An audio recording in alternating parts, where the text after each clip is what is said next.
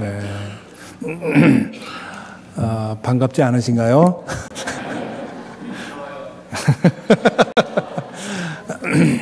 감사합니다. 여러분의 기도에 힘입어서 3주일 동안 한국 방문을 마치고 보시다시피 건강하게 돌아왔습니다. 육체적으로도 일정이 조금 버거웠고요. 또 영적인 부담감도 컸었습니다만은 우리 교우들의 기도 덕분에 다 감사히 은혜로이 감당하고 돌아왔습니다. 여러분들에게 감사를 드립니다. 지난 3주간 제가 다녀온 것은 알고 보니까 지옥이었습니다. 저를 낳아주고 길러준 조국을 지옥이라고 부르면 그 참 배은망덕한 일이지요. 그렇지만 그렇게 말하는 이유가 있습니다. 제가 한국에 도착한 바로 다음 날 아침 신문에 청년 실업 문제에 관한 기사가 났는데요. 그 기사에 의하면 요즘 청년들이 한국을 가리켜서 헬조선, 이 영어의 헬, 지옥이라는 뜻과 조선이라는 말을 합쳐서 헬조선이라고, 그리고 지옥불 반도라, 또 그렇게도 부른다고 합니다.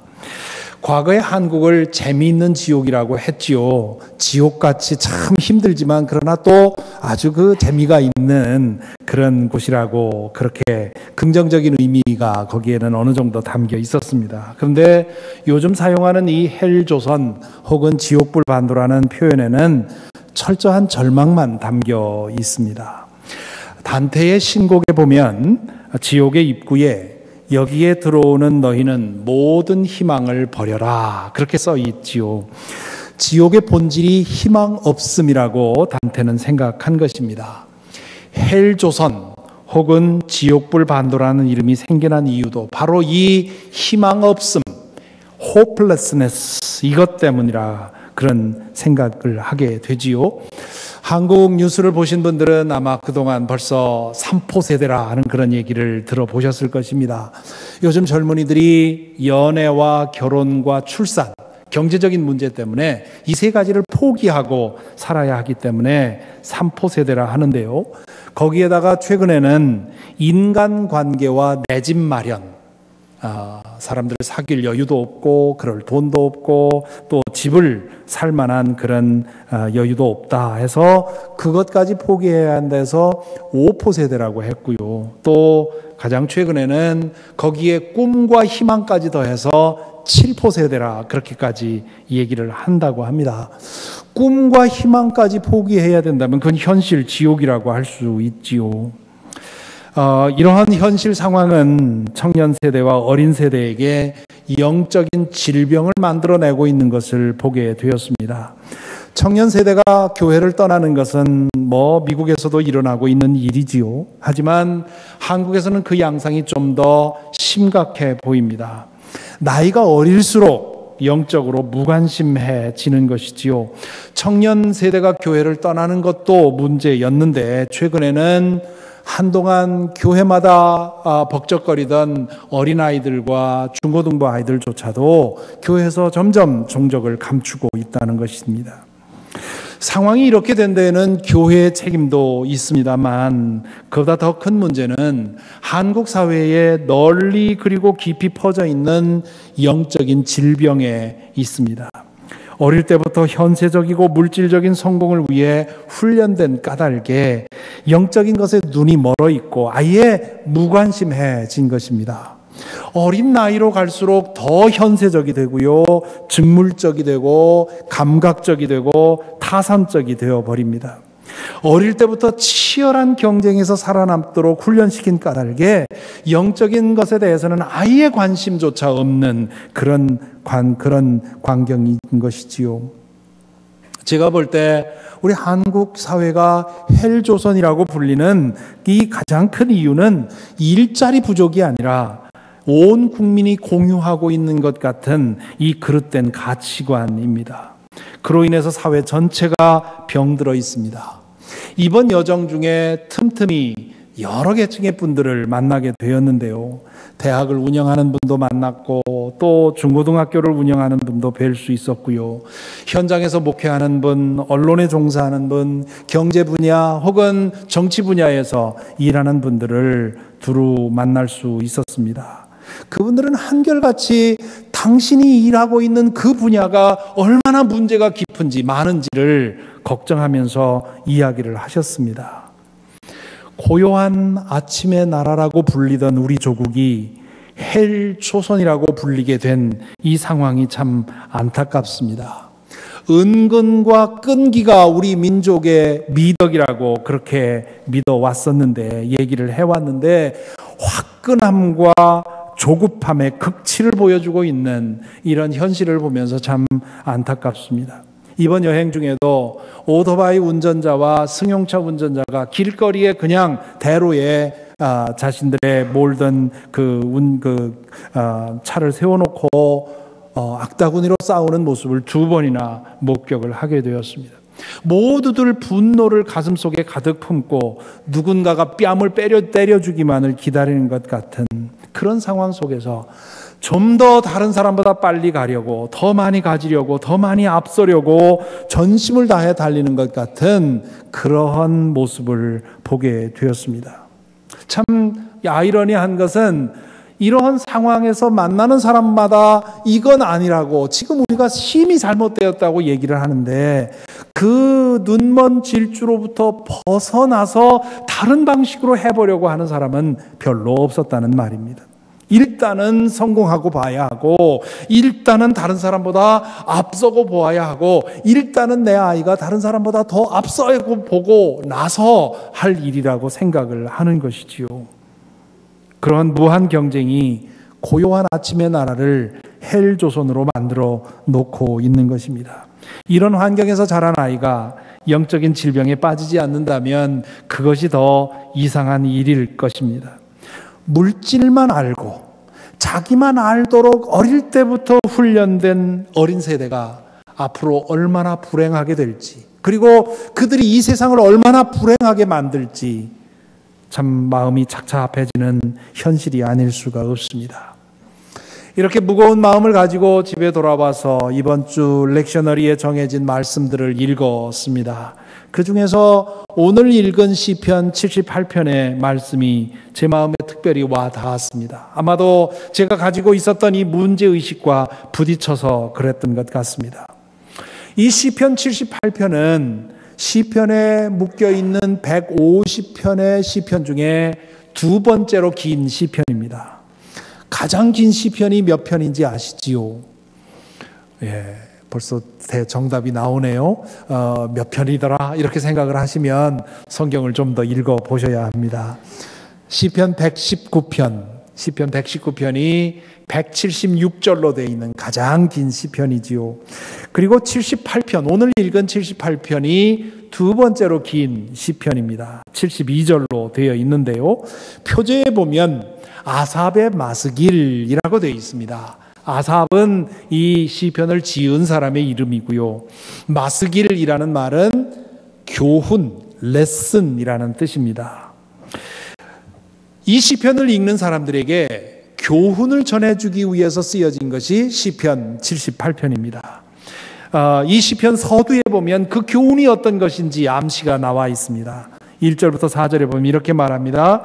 내 백성아, 내 교훈을 들으며 내 말에 귀를 기울여라. 내가 입을 열어서 비유로 말하며 숨겨진 옛 비밀을 밝혀주겠다.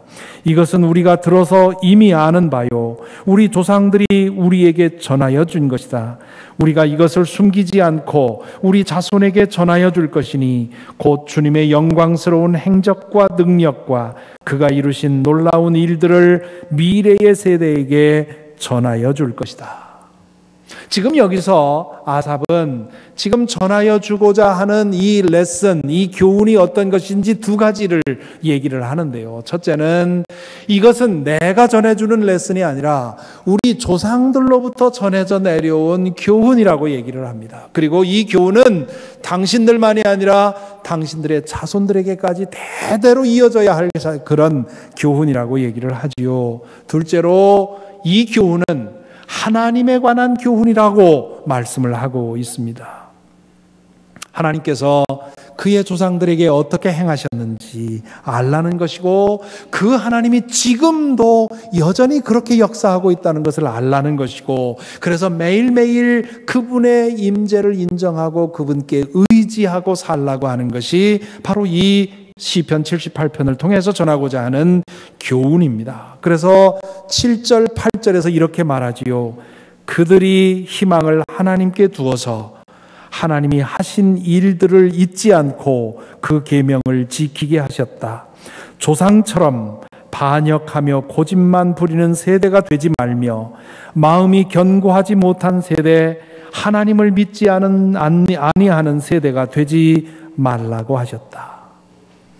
아삽은 이어서 이스라엘 백성이 이집트를 떠나서 가나안 땅에 이르기까지 광야 생활을 하는 동안 하나님께서 어떻게 인도하셨는지 그 이야기를 제시합니다.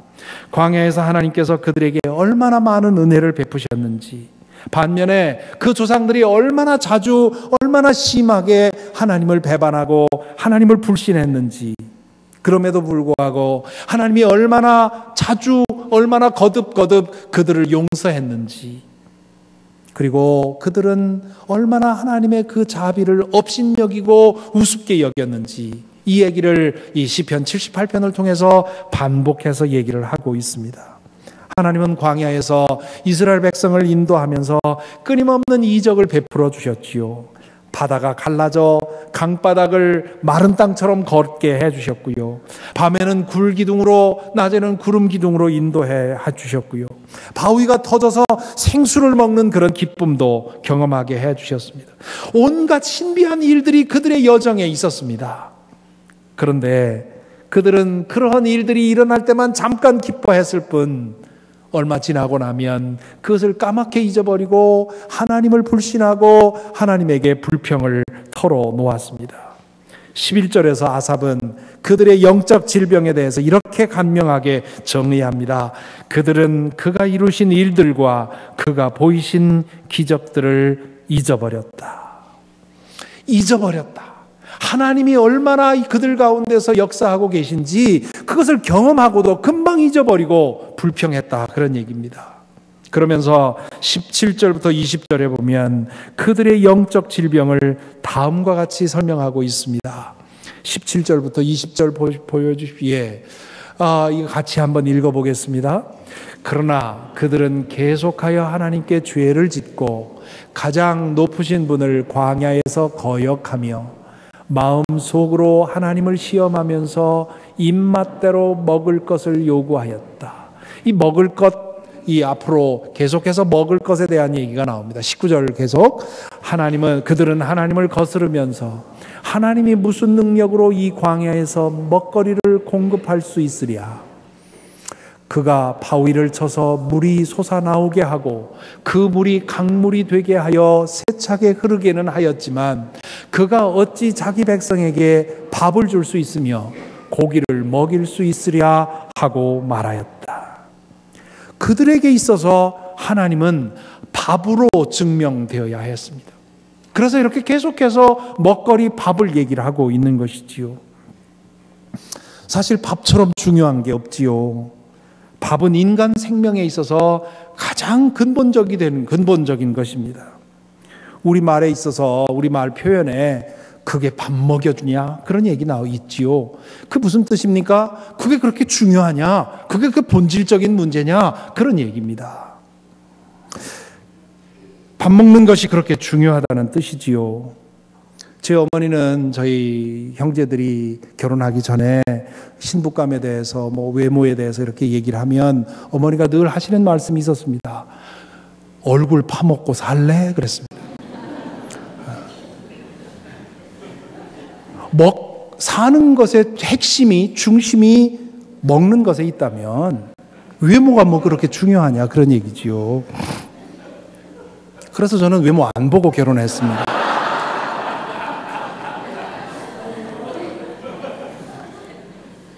뭐 그게 제 아내가 못생겼다는 뜻은 아닙니다. 외모 안 보고 결혼했는데 저 정도면 제가 봤으면 어땠겠습니까? 밥이 이렇게 중요합니다. 하나님은 밥으로 증명되어야 하는 분이라는 말이죠. 그 말은 옳습니다. 밥 먹여주지 못하는 하나님은 우상입니다. 아삽은 하나님이 놀라운 방법으로 그들에게 밥 먹여주셨다고 하는 사실을 오늘 시편을 통해서 강조하고 있습니다. 아브라함의 하나님이요 모세의 하나님은 밥 먹여주는 하나님입니다. 오늘 읽은 말씀 중에 23절부터 29절에 보면 이렇게 되어 있지요.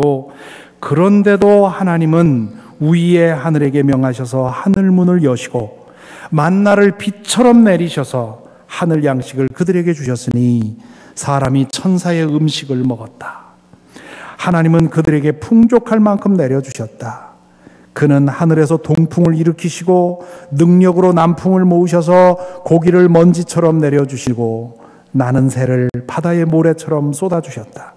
새들은 진 한가운데로 떨어지면서 그들이 사는 곳에 두루 떨어지니 그들이 마음껏 먹고 배불렀다. 하나님은 그들이 원하는 대로 넉넉히 주셨다.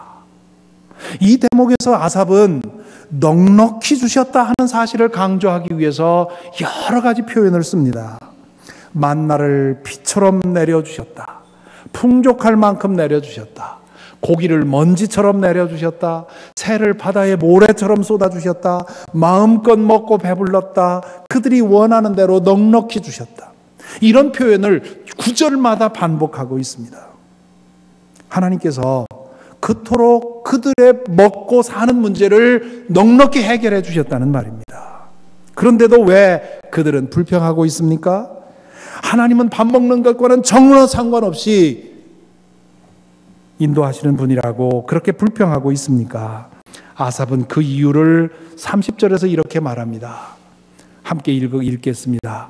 그러나 먹을 것이 아직도 입속에 있는데도 그들은 더 먹으려는 욕망을 버리지 않았다.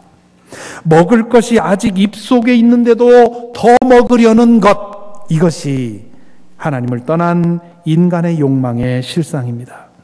하나님을 떠나면 우리의 욕망은 그 무엇으로도 제 아무리 많은 것으로도 충족되지 않는 블랙홀이 되어버립니다.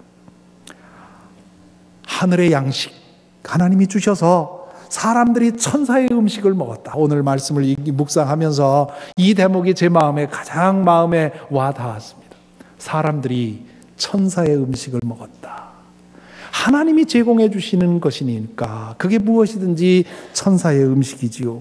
그것을 먹으면서도 여전히 더 좋은 음식을 찾아 두리번거리는 것, 그것이 하나님을 망각한 사람의 욕망입니다. 그렇게 살아가는 인생은 결국 어떻게 됩니까? 아삽은 이렇게 말합니다. 이 모든 일을 보고서도 그들은 여전히 죄를 지으며 그가 보여주신 기적을 믿지 않았다. 이 모든 일이라고 하는 것은 하나님께서 매일같이 부어주시는 은혜를 말합니다. 그래서 그들의 생애는 헛되이 끝났으며 그들은 남은 날을 두려움 속에서 보냈다. 하나님을 떠나 왜곡된 욕망은 우리의 눈을 가리고 귀를 멀게 합니다. 하나님께서 끊임없이 베풀어 주시는 은혜를 알아보지 못하게 합니다. 우리가 매일 먹는 것이 사실은 알고 보면 천사의 음식이라는 사실을 알지 못하게 만드는 것이지요. 우리가 입고 사는 것이 알고 보면 천사의 옷이라고 하는 것을 우리가 망각하게 만듭니다. 매일 자고 일어나는 것이 하나님의 은혜이고 매일 걷는 땅이 하나님 나라라는 사실을 잊게 만듭니다. 하나님이 허락하지 않으시면 오늘 하루도 숨쉬고 살 수 없다는 것을 잊어먹게 만드는 것이지요. 가장 확실한 것은 밥밖에 없다고 생각합니다. 세상에 믿을 것은 내 힘밖에 없다고 생각합니다. 자족과 만족을 모르고 한없이 가지려고 한없이 쌓아 놓으려고 몸부림을 칩니다. 여러분, 모두가 그렇게 사는 세상을 한번 상상해 보시기 바랍니다.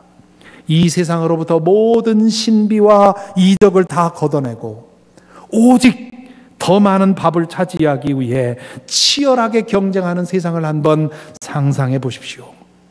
그런 세상에서 그렇게 사는 인생의 마지막은 어떻게 될까요?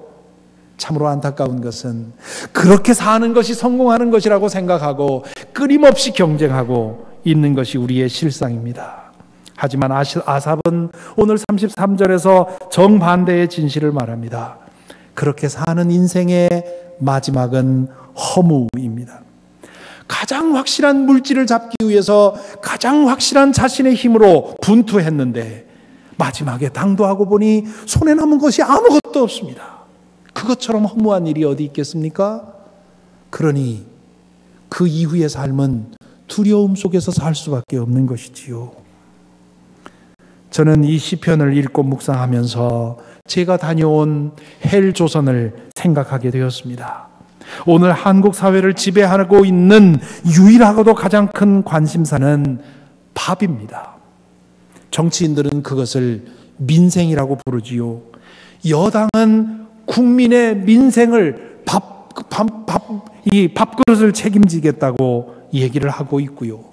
야당도 야당을 혁신하겠다고 하더니 혁신하겠다는 사람들이 나타나서 하는 말이 우리 야당도 제1차적인 관심이 국민들의 밥그릇이다. 이렇게 얘기를 하고 있습니다.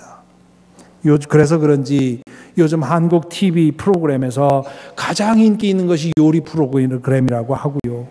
가장 많이 팔리는 사람들이 연예인이 아니라 요리사라고 합니다. 제가 한국에 다녀온 후에 저를 만난 분들이 꼭 묻는 질문이 있습니다. 맛있는 거 뭐 먹고 왔습니까? 그렇게 물어보신 분들 죄책감 가지지 마시기 바랍니다. 다 그러십니다. 별로 먹은 거 없습니다. 누군가가 한국은 먹다 망할 나라라고 하는데요. 정도를 지나쳐도 많이 지나쳤습니다. 제가 어릴 적에도 먹는 것이 문제였습니다. 저보다 더 나이 많으신 분들은 더 큰 문제였지요. 보릿고개 혹은 그 이전의 그 상황을 생각하면 먹는 것이 그때도 지금보다 더 중요했습니다. 하지만 지금처럼 먹는 것에 목매고 살진 않지 않았습니까? 그때에 비하면 지금은 마치 입속에 먹을 것이 있는데도 불구하고 먹을 것을 찾는 그러한 모습입니다. 과거에는 먹는 것이 참 부실했는데도 행복했고요. 그때도 먹는 것이 그렇게 없었음에도 불구하고 먹는 것보다 더 중요한 게 있다고 교회에서도 학교에서도 그렇게 가르치며 살았는데요.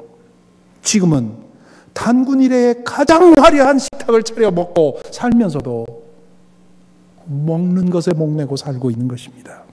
그러면서 더 먹지 못해서 불평과 불만이 마음속에 쌓이고 있는 것이죠. 누군가 한국 사회를 분노 사회라고 이름을 지었는데요. 맞는 말인 것 같습니다. 경제 규모로 따질 때 세계 수백 개의 200개가 넘는 세계 여러 나라 중에 10대 경제 강국이라고 하는 나라가 왜 이렇게 먹는 것에 붙들려서 불평과 불만과 분노를 가열시키고 있는지요? 불안감 때문입니다. 물질주의에 사로잡히면 불안감과 염려로부터 벗어날 수가 없습니다. 무한 경쟁의 틈바구니에서 뒤처질 것 같은 불안감이 모든 이들의 마음속에 전염병처럼 번지고 있습니다. 이 경쟁에서 뒤처지면 마치 밥그릇을 잃어버릴 것 같은 그런 불안감으로 시달리는 것이지요. 그런 불안감으로 인해 자녀들을 어릴 때부터 경쟁에서 이기도록 훈련시키니까요. 그런 불안감이 영적인 세계에 대한 무관심으로 표현되는 것입니다.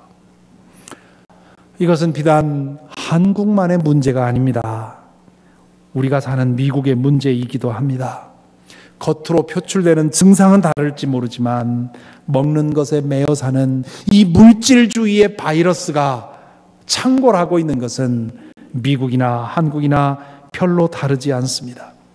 경제적으로 어려워야만 물질주의가 기승부리는 것은 아닙니다. 경제적으로 어려울 때나 경제적으로 풍요로울 때나 우리가 자칫 잘못하면 물질주의의 바이러스에 걸려버립니다. 그러므로 우리는 이런 상황에 대한 말씀을 들으면서 우리는 한국보다 더 낫다고 생각해서는 안 됩니다. 우리에게도 같은 문제가 있다는 사실을 깨닫고 우리 자신을 돌아보아야 할 것입니다. 기억하십시다. 밥이 아니라 하나님이 먼저입니다. 하나님을 얻으면 밥도 해결이 됩니다. 우리 하나님은 밥 먹여주시는 하나님입니다. 그 하나님을 우리가 제대로 믿으면 하나님 안에서 우리의 이 끝을 모르는 욕망이 해결이 되고, 그렇기 때문에 자족하는 비결을 얻게 되고요. 그렇게 되면 아주 소박한 식탁을 앞에 두고도 천사의 음식을 대한 것처럼 감사하며 즐길 수 있습니다. 반대로 하나님을 잃으면 밥의 노예가 되어버립니다. 욕망의 블랙홀에 빠져서 평생 물질을 쫓다가 결국 인생 전체를 허비하게 됩니다. 밥의 노예가 되어버리면 지옥 같은 인생을 살게 되고요. 자신이 사는 세상을 지옥으로 만들어 놓게 됩니다. 그것이 오늘 조국의 젊은이들이 지옥으로 조국을 젊은이들이 지옥으로 느끼게 되는 가장 중요한 원인인 것입니다. 부디 교회로부터 이 진실로부터 깨어나서 지옥에서 좀 더 앞서가기 위해서 분투하도록 성도들을 몰아세울 것이 아니라 이곳에서 돌아서서 지옥을 천국으로 만드는 그런 영적인 비결을 나누었으면 좋겠습니다. 그런데 그 걱정은 그들만을 위한 걱정이 아니라 우리 자신을 위한 걱정이기도 합니다. 시편 78편을 통해 저와 여러분 우리 모두가 우리를 지으시고 먹이시고 인도하시고 입히시는 하나님의 손길에 다시 한번 환히 눈을 떠야 합니다. 우리가 매일 식탁에서 대하는 것이 천사의 음식임을 기억해야 합니다. 우리가 걷는 땅이 하나님 나라임을 알아야 합니다. 우리 눈에 보이지 않지만 낮에는 구름 기둥, 밤에는 불 기둥으로 인도하시는 하나님의 역사가 과거의 이 이스라엘 백성들에게만이 아니라 오늘 우리에게도 있음을 알아야 합니다. 그래서 매일같이 하나님과 함께 동행하는 그런 삶이 우리에게서 회복이 되어야 할 줄로 믿습니다. 32절, 33절에서 아삽은 물질주의에 사로잡혀 사는 사람들의 인생을 이렇게 설명을 하지요. 앞에서 읽었습니다만 다시 한번 보겠습니다. 함께 읽겠습니다. 이 모든 일을 보고서도 그들은 여전히 죄를 지으며 그가 보여주신 기적을 믿지 않았다. 그래서 그들의 생애는 헛되이 끝났으며 그들은 남은 날을 두려움 속에서 보냈다. 여러분, 이것이 물질주의에 묶여버린 노예가 되어버린 사람들의 인생을 너무도 간략하게 요약한 참 기가 막힌 요약입니다. 이 모든 일, 무슨 일입니까? 매일매일 하나님께서 보여주시는 그 신비로운 은혜에 눈멀어서 그것을 뻔히 보고서도 깨닫지 못해서 그래서 여전히 죄를 지으며 그가 보여주신 기적을 믿지 않고 그래서 결국 생애가 허무하게 끝나고 그리고 그 허무한 생애 속에서 마지막 나날들을 두려움 속에서 보내는 이러한 것이 바로 물질주의에 사로잡힌 인생이라는 겁니다. 반면에 하나님을 깨닫고 하나님 안에서 매일매일 하나님의 이적을 보고 사는 사람은 어떤 것이냐? 이 말씀을 뒤집으면 그대로 한 천국을 사는 사람들의 인생의 모습입니다. 같이 읽어보겠습니다. 이 모든 일을 보고서 우리는 죄를 벗어버리고 그가 보여주신 기적을 믿는다. 그래서 우리의 생애는 헛되이 끝나지 않을 것이며 우리는 남은 날을 두려움 없이 보낼 것이다. 이 신비로운 축복이 저와 여러분 속에 이루어지기를 간절히 바랍니다. 우리의 물질적인 상황이 어떻든지 상관없습니다. 하나님께서 매일매일 우리 삶에 베풀어 주시는 신비로운 기적에 눈뜨면 우리는 그 은혜 속에서 매일을 천국처럼 살게 되고요. 우리의 식탁이 어떻든지 천국의 음식을, 천사의 음식을 먹고 살아가게 될 것입니다. 이렇게 살 때 우리는 우리의 삶을 천국으로 만들고 우리의 가정과 우리의 일터를 천국으로 변화시킬 것입니다. 이 교훈을 배우라는 것이고요. 그리고 이 교훈을 우리의 자녀들에게 대대손손 전해주라는 것입니다. 자녀들을 둔 분들이 자녀들에 대해서 늘 생각하지요. 어떻게 하면 내 자녀들이 가장 행복하게 살아갈 수 있도록 도울 수 있을까? 그러기 위해서 최고의 교육을 시키려고 하고, 그러기 위해서 많은 재산을 남겨주려고도 하고 여러 가지 노력을 하지만 오늘 이 시편 78편이 뭐라고 합니까? 자녀들을 진실로 행복하게 하는 비결은 이 믿음을 전해주는 것이라는 것이지요. 우리가 사는 이 미국 땅, 물질주의에 너무도 쉽게 매몰될 수 있는 세상입니다. 가장 행복한 삶은 가장 빠른 시간 안에 가장 많은 돈을 들여서 돈을 모아서 나머지 인생은 즐기고 사는 것이 가장 행복하다고 믿는 것이 우리가 사는 이 미국 사회의 물질주의입니다. 젊은이들이 다 그것을 가장 아름다워 가장 멋진 비전으로 두고 그렇게 살려고 합니다. 그 인생이 얼마나 불행한 인생인지를 모릅니다. 하나님의 은혜에 눈뜨고 하나님의 섭리에, 하나님의 이적에 눈뜰 때 그것이 아니라고 하는 것. 참으로 행복한 인생은, 참으로 복된 인생은 매일매일 부어주시는 하나님의 은혜에 눈뜨고 그 하나님의 인도하심에 나를 맡기고 그리고 매일매일 나에게 베풀어 주시는 은혜를 나누면서 천국을 전파하며 사는 것, 그것이 가장 복된 인생이라고 하는 것. 우리가 믿는다면 우리의 자녀들에게 다른 것은 몰라도 이 믿음을 전해줄 수 있도록 늘 기도하고 힘써야 될 줄로 믿습니다. 이 은혜가 저와 여러분에게 온전히 이루어지게 되기를 간절히 기원합니다. 기도하십시다. 이 시간 함께 잠시 묵상으로 기도하겠습니다. 지난 한 주간 동안 여러분 어떻게 사셨습니까? 하나님께서 베풀어 주시는 그 신비와 은혜에 눈 뜨면서 감사하고 찬양하며 감격했던 적이 있었습니까? 아니면 하나님의 손길이 하나도 보이지 않아서 일주일 내내 밥에 묶여서 불평과 불만을 쌓아가며 살았던 것은 아닙니까? 이 시간, 오 주님, 우리의 눈을 뜨게 하여 주옵소서. 이제 성찬을 받는데 이 성찬을 통해서 우리의 마음의 눈을 뜨게 해주셔서 매일매일 하나님이 베풀어 주시는 그 신비로운 기적을 보게 하옵소서. 기도해야 되겠습니다. 또한 이 믿음을 우리 자녀들에게 바로 전하게 하여 주옵소서. 이 교훈이 우리의 자손 대대로 전해지게 하옵소서. 기도해야 되겠습니다. 이 시간 묵상으로 기도하십시다.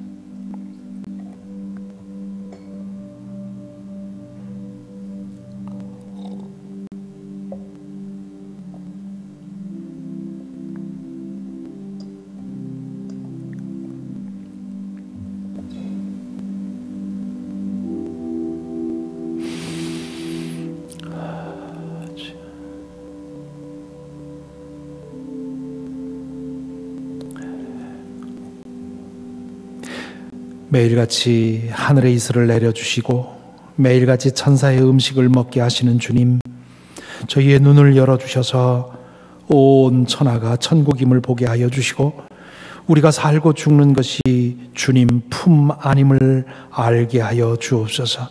세상 사람들이 모두 주님 만들어 놓으신 이 천국을 지옥으로 만들고 지옥 같은 삶을 살아가고 있는 이 어리석음 속에서 주여 저희들을 깨워주셔서 이 땅에서 천국 살게 하시고 주님 품에 이르러 천국을 누리게 하여 주시옵소서. 예수 그리스도 이름으로 기도하옵나이다. 아멘.